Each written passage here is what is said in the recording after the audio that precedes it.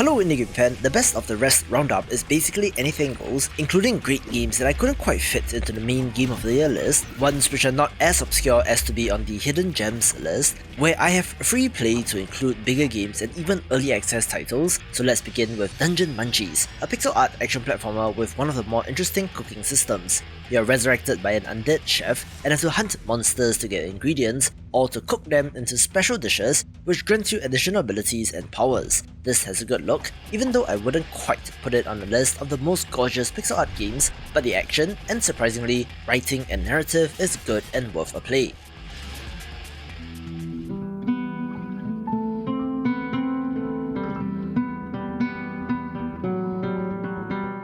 I was looking forward to the Iron Oath for quite a bit since it's an open world tactical RPG where you run a mercenary company, where it looked awesome due to the pixel art, and I was not disappointed when it released in early access in April.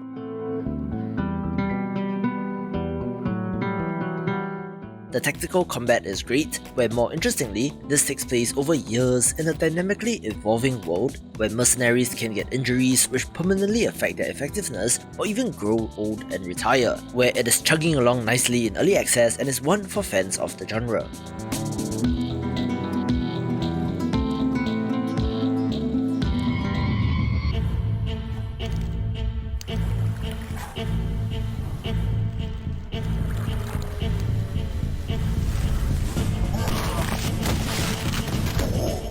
A video like this is perfect for games like CULTIC, an awesome retro first-person shooter that is great in its own right, where the action is the main highlight.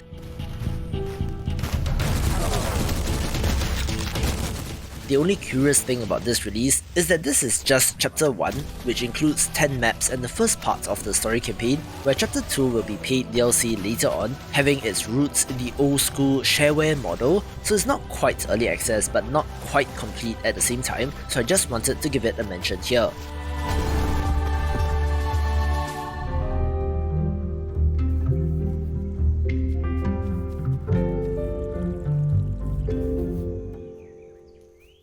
One of the most massively successful farm simulation RPG titles of the year is Dinkum, where, not to be reductive, it is essentially Australian Animal Crossing in concept, but has enough personality and life to make it unique.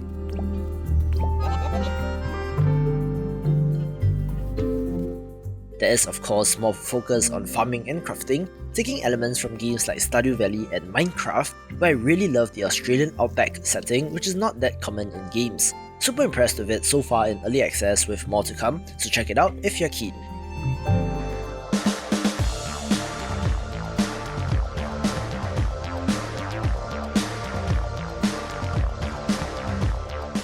Atari has certainly gotten a bad rap over the years, since it is a shambling carcass of its former self, but speaker hats and hotels aside, I do think that they are taking things in the right direction with Atari 50, a product which I can best describe as a playable documentary as you take a walk through the history of one of gaming's most important companies, being able to play and experience these titles as you go along.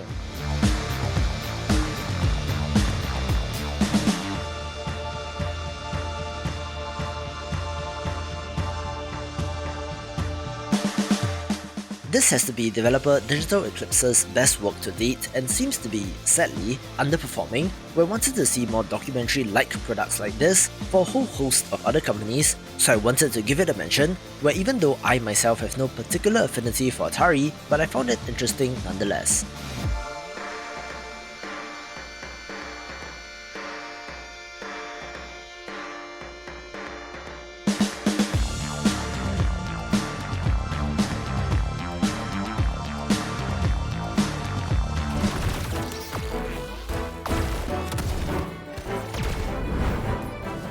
I do of course have to mention Astral Ascent, since this pixel art roguelike platformer is also shaping up to be good, where attempting to escape an astral prison but have to battle personifications of the zodiac signs in order to do so.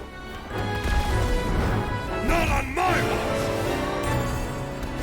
Careful, my dear! I love the concept of astrology, and any game using it will be of interest, where it is combined with awesome pixel art and great action, which makes it a no-brainer. This time, It has been getting updates in early access as well, so get this, or at the very least, keep an eye on this one. and never meant for any of this to happen. All this bloodshed. I feel like I'm trapped on a path I can't change. I'm not sure how developer Ocean Drive Studio came about, since apparently they have offices in both South Korea and the US, so they're certainly no small team, which is why Lost Eidolons is on this list as a not-so-indie title, but the medieval fantasy tactical RPG is pretty good.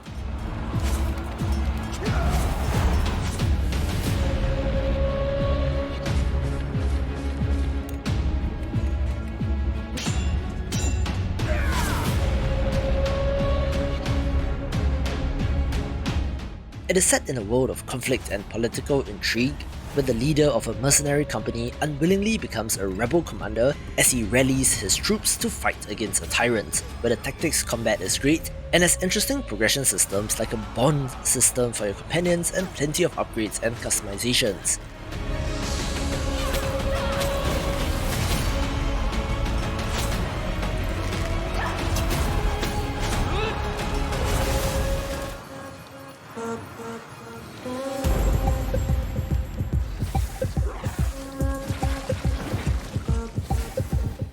If I'm free to talk about early access games, of course there will be Vampire Survivors likes on this list, where Soulstone Survivors is an excellent one of these.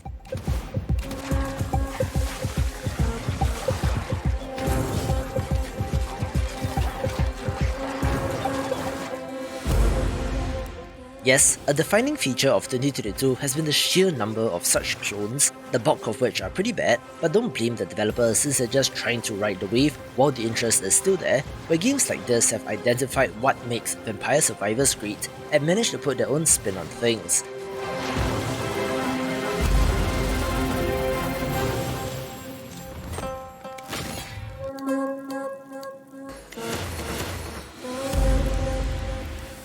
The progression here is much more like a traditional RPG, with crafting, loot, and skill trees, where combat is also more active in this and you're not simply spewing projectiles in every direction, making it one to check out if you want something a little different.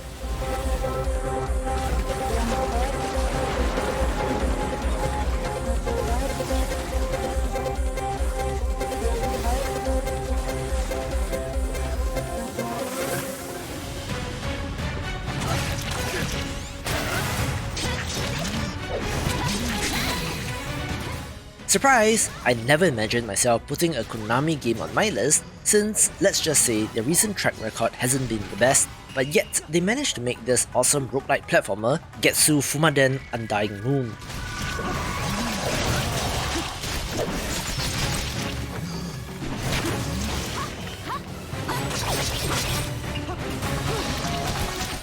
The first thing that you will notice about the game is the gorgeous art, which is reminiscent of traditional Japanese paintings, where descending into hell to take on massive bosses.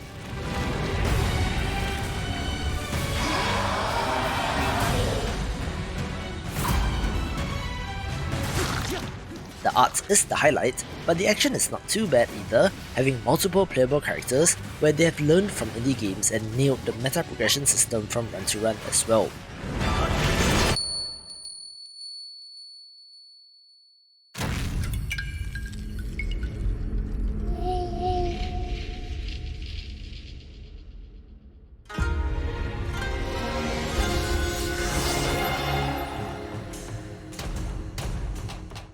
It feels weird to say this in 2022, but this is pretty good, where if you love the genre, this might be a title that you missed.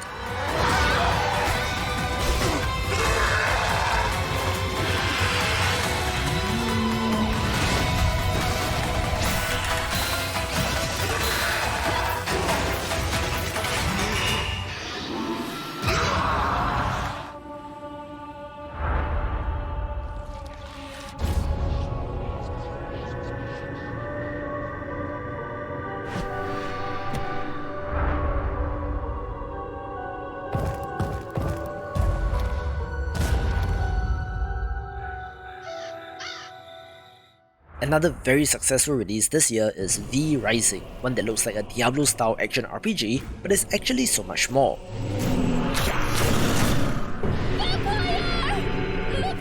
Most curiously, it is an open-world survival title where you play as a newly reawakened vampire, weak from years of stasis, having to hunt, drink blood, and to reclaim your lands. Vampire at the gates! Gather your weapons!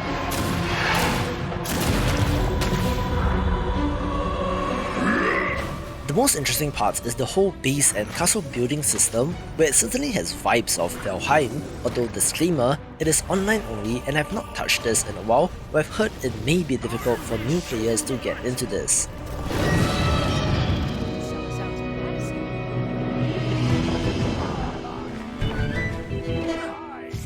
A pretty awesome aspect of video games is that we can get the revival of long dormant franchises at literally any time provided the will is there, where somehow we did get Return to Monkey Island in 2022.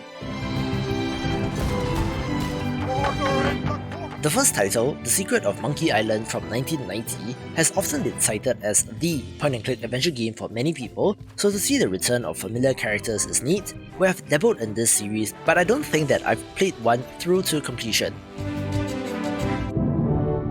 It's crazy how the last new entry in this series was in 2009, so anything can happen in games, which is always a nice feeling.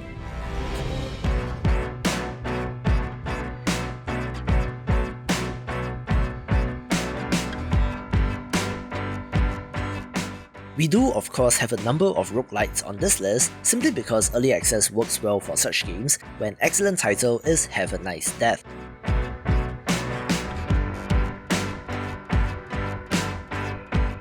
You play as the Grim Reaper, where your employees at Death Incorporated have rebelled and things have gotten haywire, throwing off your own vacation plans, so with a sigh, you pick up your scythe and get to work.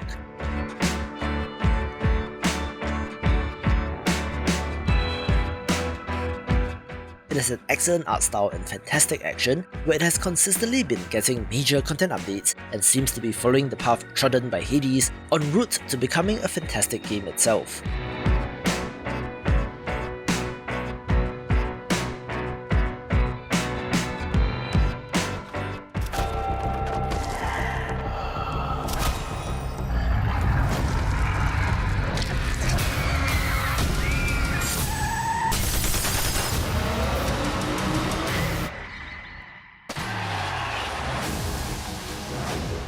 The OlliOlli games have always been rather niche side-scrolling skateboarding titles, more focused on pulling off sick tricks, and was different as compared to the Tony Hawks and Skates of the world. But the latest entry, OlliOlli World, had a dramatic shift in art style for the better in my opinion.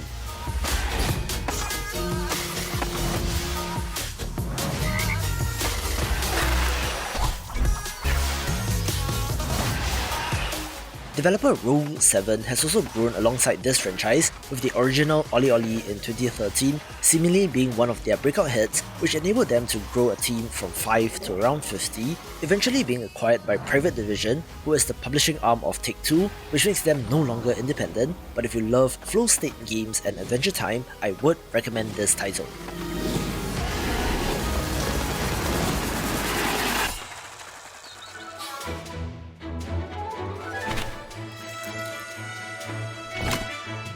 I love my Farm Simulation RPG. games, so of course, My Time at Sandrock must get a mention, the follow-up to the excellent My Time at Porsche, and while it has similar mechanics and systems, it is set in a brand new area.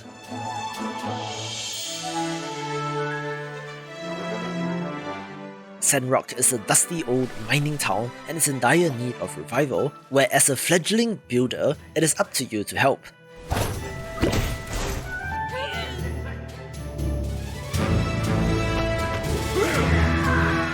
They have taken many lessons learned from the first game and have made a more polished, better version of that, while I think that both games have their merits, but when all is said and done in early access, this title might be the one I'm leaning towards.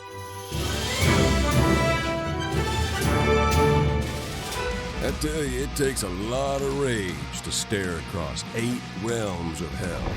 an ocean of demons, into the eyes of the Red Judge and still think,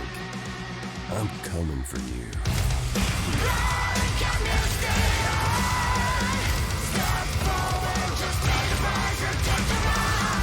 The rhythm first-person shooter seems to be a relatively new concept, executed in all its glory in Metal Hellsinger, one that, like its name suggests, is very metal in terms of the look, action, and most importantly, the soundtrack. I'm just a fan. I'm still here, holding on. Let this body break, let this fortune last. The developers have contracted notable names in the metal scene for the songs used in this game, which is critical given that you have to shoot, jump, reload, and dodge on the beat. Where the developers themselves are huge fans of metal, so I'm just happy that they managed to execute their vision to make a great game.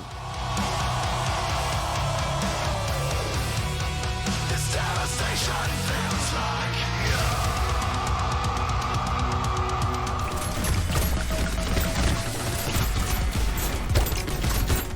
Let's kick off the top 10 with Potato, probably the Vampire Survivors clone, where it has a tighter gameplay loop of more contained scenarios, but the sheer variety of playable potatoes and weapons is pretty astounding to me.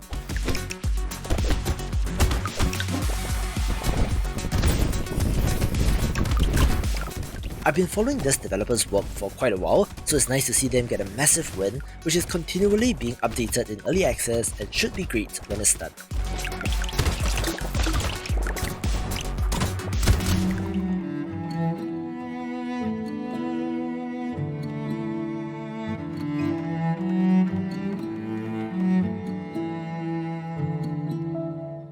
I have to give a special mention to Father's Frontier as well, since this is from developer Crate Entertainment, who is best known for the action RPG Grim Dawn, which they worked on for something like 14 years, continuing to support the title and gain a large amount of goodwill as a result.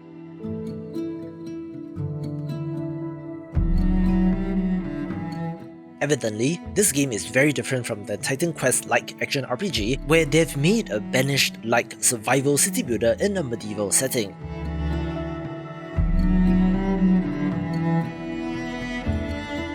It is technically complex and has plenty of systems to learn and optimize, but it's an excellent city builder that I hope will get better in early access.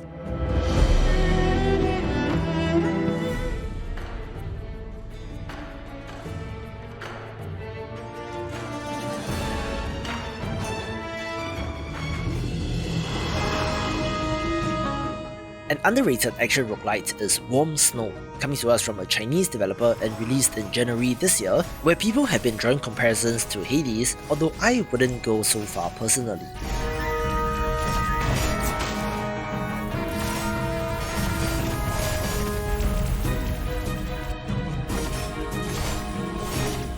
A mysterious white substance has fallen from the sky, looking like snow but it's warm, where inhaling and touching this has turned people into monsters, and you play as a warrior attempting to eradicate the source of this.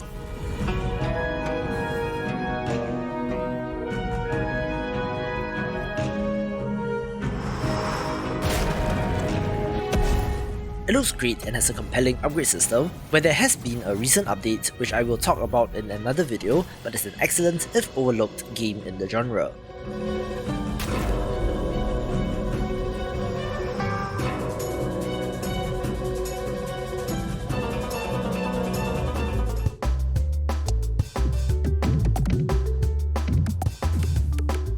I love indie games for how unique they can be, which is why I'm happy to give Peglin a mention on the list, a roguelite pachinko title where you play as a little goblin, bouncing your ball to destroy pegs in order to unleash attacks on your enemies.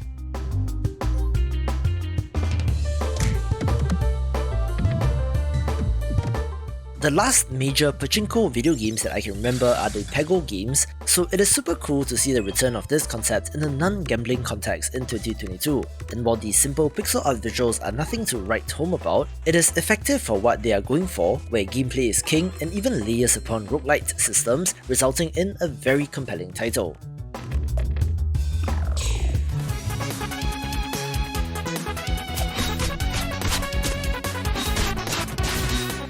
Of course, Teenage Mutant Ninja Turtles Shredder's Revenge will show up on this list, since it has vibrant pixel art and is a great beat-em-up, where the IP makes it not so indie, but does come to us from an indie team in Tribute Games.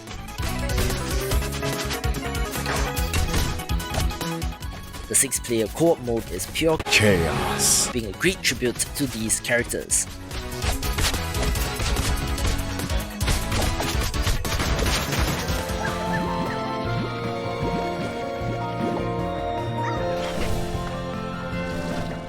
I love the original Slime Rancher, which is why Slime Rancher 2 gets a mention on this list, since it is the polished up and refined version of that with fancy new graphics, even though the core gameplay loop remains unchanged.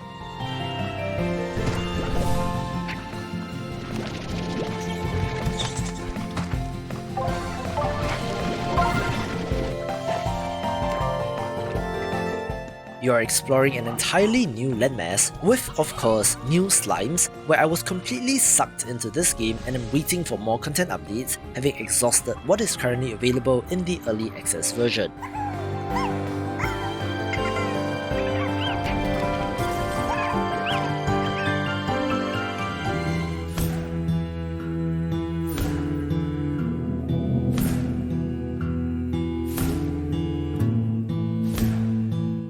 I do of course have to give a nod to Dwarf Fortress, the Steam release of a 20-year-old title that has been modernized and polished up with fancy graphics, bringing this legendary game to a much larger audience, where most modern colony sims can trace their roots back to this, and yet the original, much like Vampire Survivors, is tough to beat.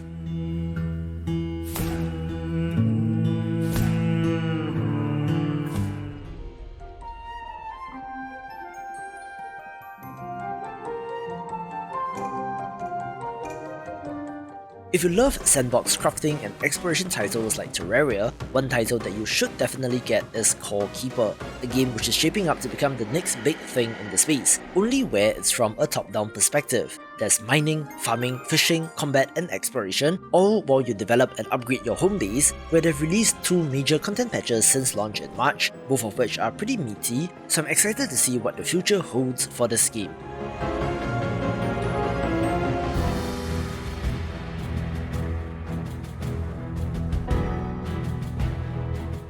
Okay, so this tactical RPG is definitely not an indie game, which is why this list exists, to give me some freedom to showcase other awesome games, where Tactics Ogre Reborn is a remastered version of a remake from 2010, bringing the series to modern platforms, where it was last available on the PlayStation Portable, which is a very long time ago. Like Final Fantasy Tactics, this series is one of those legendary tactical RPGs and is so well regarded, having awesome RPG and progression systems for the characters, as well as a compelling story, which by modern standards might seem played out, but at the time was intriguing. Honestly, I'm not a fan of the HD remastered pixel art that Square Enix has applied to their remakes, even extending to the early Final Fantasy games, but having these games on hand might inspire a whole new generation of game developers.